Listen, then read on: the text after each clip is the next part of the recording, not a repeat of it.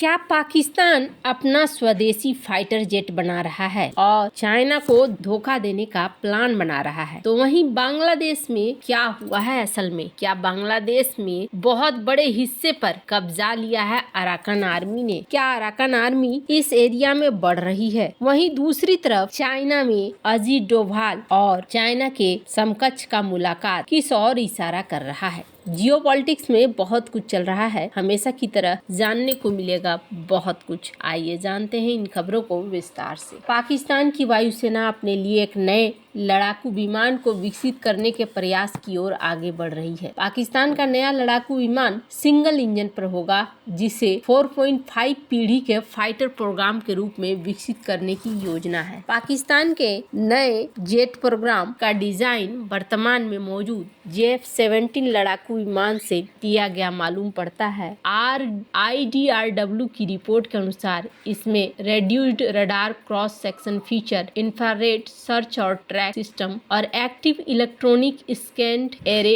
Radar जैसे update शामिल किए जाएंगे। शुरुआती रिपोर्ट में इस बात का संकेत दिया गया था कि PFX एक डबल इंजन वाला लड़ाकू विमान होगा। हालांकि ताजा अपडेट ये बताते हैं कि पाकिस्तान का फोकस ऐसे फाइटर प्रोग्राम पर है जो पूरी तरह से स्थानीय स्तर पर विकसित हो। इसके साथ ही इसमें चीनी तकनीक पर महत्वपूर्ण निर्भरता से बचने की कोशिश भी है। पाकिस्तान का हथियार कार्यक्रम में चीनी निर्भरता तेजी से बढ़ी है, लेकिन पाकिस्तान अब इसे कम करना चाहता है। यह बताता है कि पाकिस्तान की महत्वाकांक्षा भी अब भारत की तरह ही आत्मनिर्भर रक्षा उत्पादन को स्थापित करने की है। पाकिस्तान की भविष्य में स्वदेशी 5वीं पीढ़ी के फाइटर विकसित करने की योजना भी है। पाकिस्तान के PFX कार्यक्रम को कई बाधाओं का सामना करना पड़ रहा है, जिसमें IRCT, आयसा रडार, स्टील सामग्री जैसे स्वदेशी टेक्नोलॉजी का विकास शामिल है। इन प्रणालियों के उत्पादन का पाकिस्तान के पास अनुभव नहीं है। ऐसे में उसे अपने लक्ष्य को हासिल करने के लिए पर्याप्त निवेश और अंतर्राष्ट्रीय भागीदारों के साथ सहयोग की आवश्यकता होगी। पाकिस्तान की योजना में भविष्य में चीन के J-35 स्टील फाइटर का लाभ उठाना शामिल है। चीन के 5वीं पीढ़ी के इस विमान को पाकिस्तान खरीदने की योजना भी बना रहा है। खैर, जहाँ एक तरफ ये सब कुछ चल रहा है, वहीं दूसरी तरफ क्या बांग्लादेश की जमीन पर अराकान आर्मी ने कब्जा कर लिया है? वैसे तो 16 दिसंबर 1971, जिसे विजय दिवस भी कहा जाता है,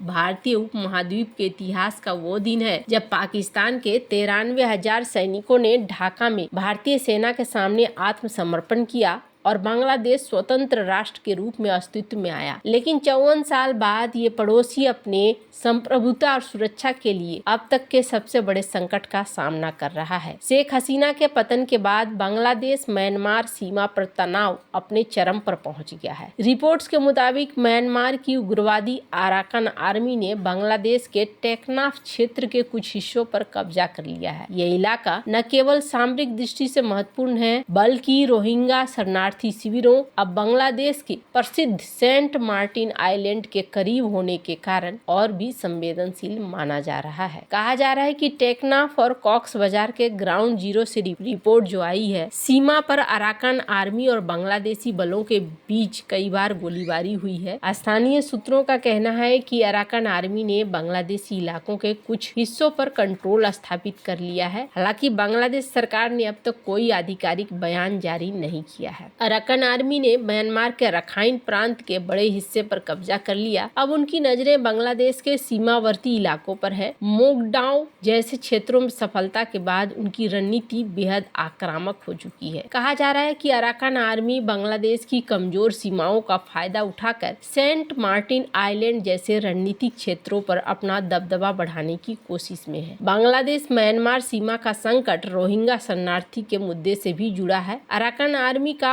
आरोप है कि रोहिंग्या शरणार्थी शिविरों में कट्टरपंथी संगठन RSO और ARSA जो बांग्लादेश और म्यांमार के लिए खतरा बन रहे हैं। इन संगठनों पर आरोप है कि वे रोहिंग्या शरणार्थियों को अपने संगठन में शामिल करके उग्रवादी गतिविधियों को बढ़ावा दे रहे हैं और बांग्लादेश की सुरक्षा एजेंसी इस स्थिति पर काबू पाने में नाकाम रही है। बंगाल की खाड़ी में स्थित सेंट मार्टिन आइलैंड का महत्व हमेशा से विवादों का केंद्र रहा है। अराकान आर्मी की हालिया गतिविधियों के कारण बांग्लादेश को डर है कि वह इस क्षेत्र पर कब्जा जमा सकती है। ये आइलैंड न केवल सामरिक रूप से महत्वपूर्ण है, बल्कि इसका नियंत्रण क्षेत्रीय समुद्री व्यापार और सुरक्षा के लिए खास है। बांग्लादेश की मौजूदा सरकार पर भारत विरोधी कट्टरपंथी संगठनों का समर्थन देने के आरोप लग रहे हैं। विशेषज्ञों का कहना है कि भारत के साथ बढ़ती दूरी का असर बांग्लादेश की आंतरिक और बाहरी सुरक्षा पर भी पड़ रहा है। कहा जा रहा है भारत को पूर्वोत्तर राज्यों की सुरक्षा के लिए बांग्लादेश की अस्थिरता से खतरा हो सकता है। 1971 के युद्ध के दौरान भारतीय सेना की ऐतिहासिक भूमिका को याद करते हुए सेना ने विजय दिवस पर एक कड़ा संदेश जारी किया, जिसमें कहा गया कि किसी भी देश की स्वतंत्रता केवल बाहरी जीत से नहीं बल्कि आंतरिक स्थिरता और एकता से कायम होती है। अब बांग्लादेश के सामने क्या विकल्प है? बांग्लादेश के लिए ये वक्त गंभीर आत्ममंथन का है। उसे न केवल अराकान आर्मी से निपटना होगा बल्कि रोहिंग्या शिविरों में पनपे कट्टरपंथ से भी खत्म करना होगा। अंतर्राष्ट्रीय समुदाय को भी इस संकट के लिए अब ठोस कदम उठाने होंगे।